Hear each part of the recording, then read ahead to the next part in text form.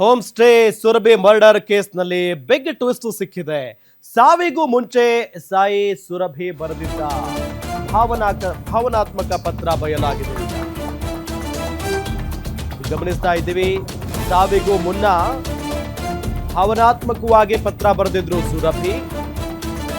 ಸುರಭಿ ಬರೆದಿದ್ದ ಭಾವನಾತ್ಮಕ ಪತ್ರ ಈಗ ಬಯಲಾಗಿದೆ. 31/12/2025 ಸುರಭಿ ಬರೆದಿದ್ದಂತ ಭಾವನಾತ್ಮಕ ಪತ್ರ. ಇಲ್ಲಿರಲು ಒಂದು ಅವಕಾಶ ಸಿಕ್ಕಿದ್ದಕ್ಕಾಗಿ ಕೃತಜ್ಞನಾಗಿದ್ದೇನೆ.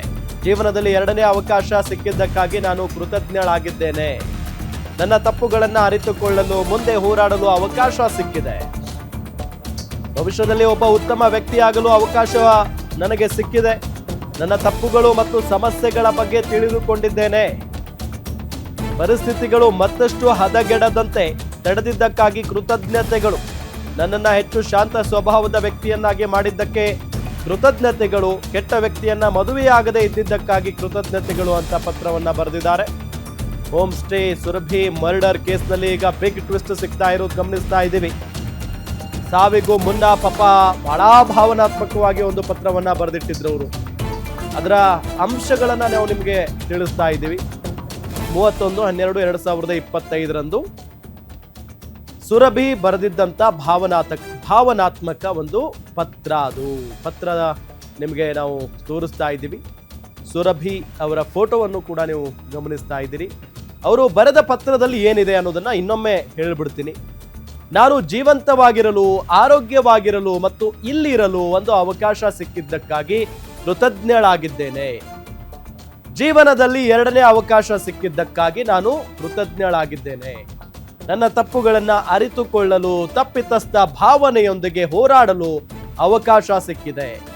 ಭವಿಷ್ಯದಲ್ಲಿ ಒಬ್ಬ ಉತ್ತಮ ವ್ಯಕ್ತಿಯಾಗಲು ಅವಕಾಶವನ್ನ ಪಡೆಯಲು, ನನ್ನ ತಪ್ಪುಗಳು ಮತ್ತು ಸಮಸ್ಯೆಗಳ ಬಗ್ಗೆ ತಿಳಿದುಕೊಂಡಿದ್ದಕ್ಕಾಗಿ ಹಾಗೂ ಪರಿಸ್ಥಿತಿಗಳು ಮತ್ತಷ್ಟು ಹದಗೆಡದಂತೆ ತಡೆದಿದ್ದಕ್ಕಾಗಿ ಕೃತಜ್ಞತೆಗಳು. ನನ್ನನ್ನ ಹೆಚ್ಚು ಶಾಂತ ಸ್ವಭಾವದ ವ್ಯಕ್ತಿಯನ್ನಾಗಿ ಮಾಡಿದ್ದಕ್ಕಾಗಿ, ನನ್ನನ್ನ ನನ್ನ ಕುಟುಂಬ, ದೇವರು, ನೈತಿಕತೆ ಮತ್ತು ಮೌಲ್ಯಗಳಿಗೆ ಹತ್ತಿರ ತಂದಿದ್ದಕ್ಕಾಗಿ ಕೃತಜ್ಞತೆಗಳು. ನನ್ನ ತಪ್ಪುಗಳಿಂದ ಅಂದ್ರೆ ಒಬ್ಬ ವ್ಯಕ್ತಿಯ ವಿಷಯದಲ್ಲಿ ತಪ್ಪು ಆಯ್ಕೆ, ಸೊ ನನ್ನನ್ನ ದೂರ ಇಟ್ಟಿದ್ದಕ್ಕಾಗಿ ಕೃತಜ್ಞತೆಗಳು. ಈ ರೀತಿಯಾಗೆಲ್ಲ ಬರ್ಕೊಂಡಿದ್ದಾರೆ.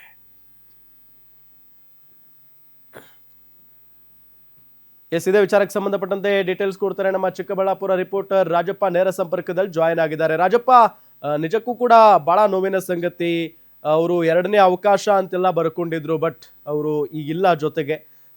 ಈಗ ಏನಿದೆ ಇದ್ರ ಬಗ್ಗೆ ಹೆಚ್ಚಿನ ಮಾಹಿತಿ?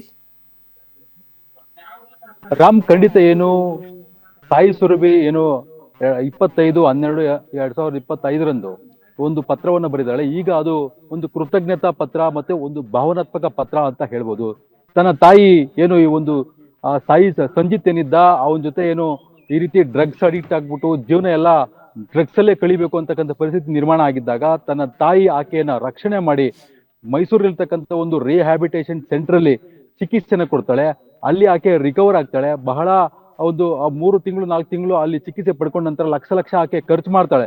ಖರ್ಚು ಮಾಡಿದ ಆದ ವೇಳೆ ಈಕೆ ತುಂಬಾ ಒಂದು ಉತ್ತಮ ಪ್ರಪಂಚಕ್ಕೆ ಬಂದಂಗಾಗತ್ತೆ. ಒಂದು ಕೆಟ್ಟ ಪ್ರಪಂಚದಿಂದ ಒಂದು ಉತ್ತಮ ಪ್ರಪಂಚಕ್ಕೆ ಕಾಲಿಟ್ಟಂಗೆ ಆಕೆಗೆ ಒಂದು ಕಲ್ಪನೆ ಆಗುತ್ತೆ. ಅದರಿಂದ ಜ್ಞಾನೋದಯ ಹೇಗಾಗುತ್ತೋ ಆ ರೀತಿಯಾಗಿ ಆಕೆ ಒಂದು ಪತ್ರವನ್ನು ಬರೆದಿದ್ದಾಳೆ.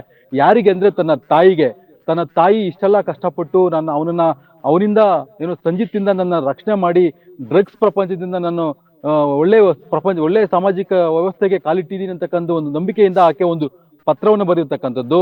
ಇದಕ್ಕೆ ನಾನು ನನ್ನ ತಾಯಿಗೆ ಕೃತಜ್ಞತೆನ ಸಲ್ಲಿಸಬೇಕಾಗಿರ್ತಕ್ಕಂಥದ್ದು. ಹಾಗಾಗಿ ನನ್ನ ತಪ್ಪುಗಳು ಮತ್ತೆ ಸಮಸ್ಯೆಗಳ ಬಗ್ಗೆ ತಿಳಿದುಕೊಳ್ಬೇಕಾಗಿರ್ತಕ್ಕಂಥದ್ದು ಹಾಗೂ ಪರಿಸ್ಥಿತಿಗಳು ಮತ್ತೆ ಹದಗೆಡದಂತೆ ನನ್ನನ್ನು ರಕ್ಷಣೆ ಮಾಡಿದಕ್ಕೆ ನನ್ನ ತಾಯಿಗೆ ಕೃತಜ್ಞತೆಗಳು. ನನ್ನನ್ನು ಹೆಚ್ಚು ಶಾಂತ ಮತ್ತು ಸ್ವಭಾವ ವ್ಯಕ್ತಿಯನ್ನಾಗಿ ಮಾಡಿದ್ದಕ್ಕಾಗಿ ಕೃತಜ್ಞತೆಗಳು. ನನ್ನನ್ನು ನನ್ನ ಕುಟುಂಬ ಮತ್ತು ದೇವರು ಮತ್ತು ನೈತಿಕ ಮೌಲ್ಯಗಳ ಬಗ್ಗೆ ಹತ್ತಿರ ತಂದಿದ್ದಕ್ಕಾಗಿ ನನ್ನ ತಾಯಿಗೆ ಕೃತಜ್ಞತೆಗಳನ್ನು ಸಲ್ಲಿಸ್ತಾ ಇದ್ದೀನಿ.